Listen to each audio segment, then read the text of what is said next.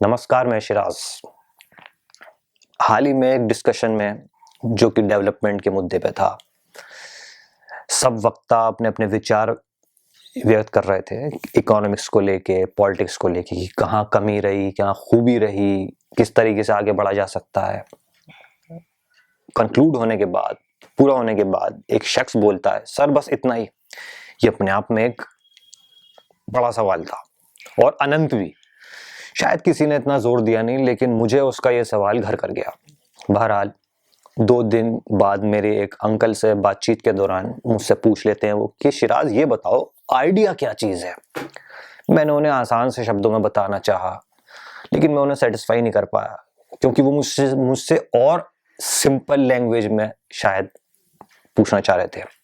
तो वो मुझे बताते हैं, देखो आइडिया वो है जो सामने वाले के दिमाग में अभी तक नहीं आया है। सिंपल सी बात है। जैसे कि न्यूटन का लॉ न्यूटन के बताने से पहले से है, वो बाद में नहीं आया कि जब बता दिया तब से शुरू हुआ। ठीक है, ऐसे ही उस डिस्कशन में क्या ऐसा कुछ था जिसके बारे में बात नहीं हो पाई, किसी ने इतना ध्यान नहीं दिया। क्या ऐसी जरूरी चीज है जो एग्जिस्टिंग है लेकिन कोई गौर नहीं कर पाया? ऐसे क्या है वो चीज, क्या थ्योरी है, क्या कंसेप्ट है वो जो ह्यूमन नेचर के इंट्रिंसिक है, बिल्कुल हम उससे अलग नहीं हो सकते। उस पर मैं आज बात करना चाहूंगा। दूसरी बात, क्यों करना चाहूंगा, तो देखिए द्वितीय विश्व युद्ध के बाद सन 2009 से 2010 से 2020 के बीच, यानी कि पिछले लास्ट डिकेड में तमाम देशों में, डेमोक्रेटिक कंट्री में जो आंदोलन की दर है वो 11.5% की रफ्तार से बढ़ी है। यानी कि समाज के एक वर्ग में सरकारों की नीतियों के खिलाफ एक आक्रोश देखने को मिला है। दुनिया भर के देशों में, कोई एक कंट्री की बात नहीं हो रही। चाहे आप यूएस का ऑक्यूपाई वॉल स्ट्रीट ले लें, पेरिस का येलो वेस्ट ले लें, इंडोनेशिया का आप कोड के खिलाफ ले लें, भारत का सीएए के खिलाफ, या फिर हाल के किसान आंदोलनों में, इन सब प्रोटेस्ट की वजह अलग अलग हैं, लेकिन इनका इम्पैक्ट एक ही होगा। वो क्या होगा, वो मैं आज आपको बताना चाहूंगा।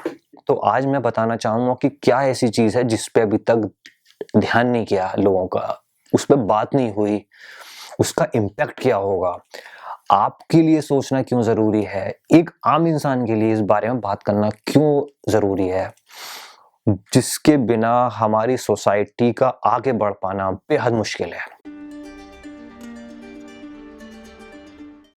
क्या कभी आपने सोचा है कि इंसान यानी कि homo sapiens master of the universe कैसे बना? क्या सिर्फ हथियारों का इस्तेमाल करके? क्या सिर्फ औजारों का इस्तेमाल करके? औजार तो चिंपैंजी भी यूज करते हैं। इंटेलिजेंस वो भी चिंपैंजी में अच्छी पाई जाती है, ओरांगुटान में पाई जाती है अच्छी, बोनोबोज में पाई जाती है। या हाथों की बनावट, वो भी और जानवरों में हमारे जैसी है। या आग का इस्तेमाल करना, आग का इस्तेमाल तो होमो इरेक्टस भी करते थे, लेकिन वो डोमिनेट नहीं कर पाए संसार को। या हमारे ब्रेन का साइज, वो निएंडरथल का हमसे भी ज्यादा था, लेकिन वो डोमिनेट नहीं कर पाए। तो फिर ऐसी क्या चीज है जो हमें इस संसार में सबसे बेहतरीन बनाती है, जिसके लिए आज हम बात कर पा रहे हैं एक दूसरे से इतने इस लेवल पे? तो वो है कॉपरेशन। फ्लेक्सिबली कॉपरेशन इंसान को इंसान बना पाया। अब सवाल आता है, कॉपरेशन तो चिंपैंजी में भी होता है, अदर मैमल्स में भी होता है, लेकिन वहां कॉपरेशन सीमित दायरे में होता है। हाथियों में भी होता है कॉपरेशन, चींटियों में भी होता है, लेकिन वो स्टिफ होता है, बाहर के समूह से नहीं कर पाते।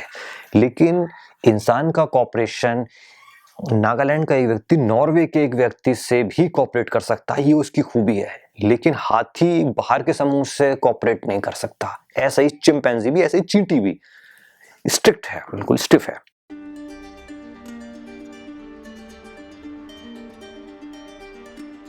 रोमन्स ने ग्रीक्स को इसलिए नहीं हराया कि उनके पास हथियारों का इस्तेमाल बेहतर तरीके से उन्होंने किया, या उनके पास कुछ आर्मी बेहतर थी, या उनकी सोसाइटी में कुछ अलग था। नहीं, उन्होंने कॉपरेट बेहतर किया ग्रीक से। 1914 में 1914 में 30 लाख रशियंस यानी कि 3 मिलियन रशियंस जो कि नोबलमैन, ऑफिशियल, बिजनेसमैन थे, 180 मिलियन रशियंस पे राज कर रहे थे। क्यों? क्योंकि वो कॉर्पोरेट बेहतर कर पा रहे थे। लेकिन 3 साल बाद 2300 कम्युनिस्ट थे जो उन 30 लाख लोगों से बेहतर कॉर्पोरेट कर रहे थे और रशियन रिवॉल्यूशन हो जाता है, रूस की क्रांति हो जाती है।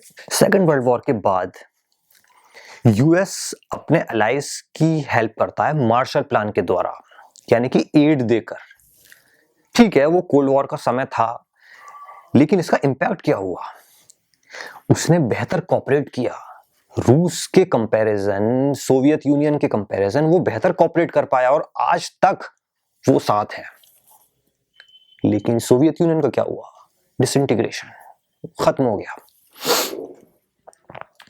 क्या भारत आजाद हो पाता अगर हम कॉर्पोरेट नहीं कर पाते?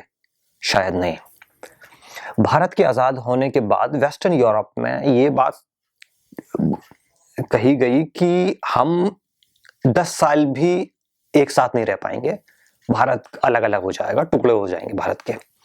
क्या हुआ? आज हम साथ हैं और मजबूत हैं पहले से। इसके पीछे की वजह क्या हुई? इसके पीछे बहुत स्टडी हुई इसके बारे में कि क्यों हम एक साथ हैं इतनी डाइवर्सिटी होने के बावजूद। उसका निष्कर्ष निकाला गया संविधान। भारत का संविधान हर वर्ग के बारे में बात करता है, एक कॉपरेशन की भावना है उसमें।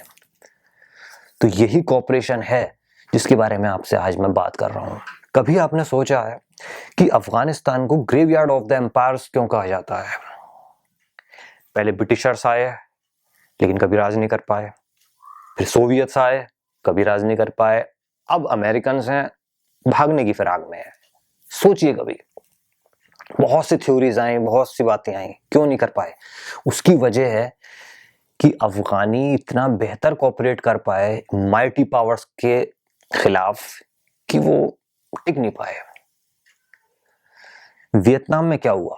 वियतनामीज ने कितना बेहतर कोऑपरेट किया होगा कि उस समय की सुपर पावर यूएस, जो कि आज भी है, टिक नहीं पाई। साउथ अफ्रीका का अपार्थाइड रेजिम क्यों आगे नहीं बढ़ पाया? क्योंकि वो सेग्रीगेशन की बात करता है, वो गोरे काले में फर्क समझता था, इसीलिए वो आगे बना नहीं रह सका और खत्म कर दिया गया।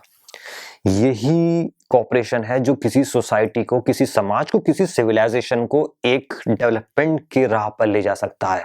अगर ये कॉपरेशन नहीं होगा तो इंसान की सोसाइटी भी नहीं रहेगी, सिविलाइजेशन भी खत्म हो जाएगी, क्योंकि ये इंट्रिंसिक नेचर है होमोसेपियंस का। तो आपको इस चीज को समझना बेहद जरूरी है। किसी भी डेवलपमेंट के बारे में अगर वहां कॉपरेशन की भावना नहीं होगी तो उस पर बात करना बेकार है।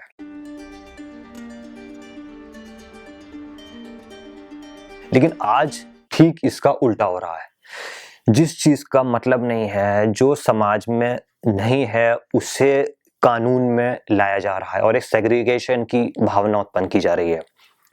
लव जिहाद का ऐसा ही कानून लाया गया जिसमें सेग्रीगेशन की बात आती है, कॉपरेशन की बात नहीं आती है। आप कोई भी टेलीविजन खोल के देखते हैं तो वहां हिंदू मुस्लिम दिखती है आपको, नेगेटिविटी दिखती है आपको, बुराइयां दिखती हैं, किसी भी वे में हो सकती है। वो आप बात करिए किसी से तो वहां सेग्रीगेशन हो रहा है, वहां अलगाव की बात आ रही है, वहां कॉपरेशन की बात हमारी सोसाइटी में आज नहीं हो रही है। तो जब आप इन चीजों को देखेंगे तो आप पाएंगे कि हम डेवलपमेंट कर पाना बेहद मुश्किल है, क्योंकि ये ह्यूमन, जैसे मैंने आपको बताया, ह्यूमन नेचर है ही नहीं। क्या हम 5 ट्रिलियन इकोनॉमी को अचीव कर सकते हैं बिना कॉपरेशन के? क्या हम यूएन के सस्टेनेबल डेवलपमेंट गोल, जो कि 2015 में भारत सिग्नेटरी है, 2030 तक, क्या हम वो कर सकते हैं, जिसमें कि हर चीज डाली गई है, हर पॉइंट है उसमें, वो बेहद जरूरी है भारत के लिए। क्या भारत सुपर पावर बन सकता है अगर कॉपरेशन ही नहीं होगा?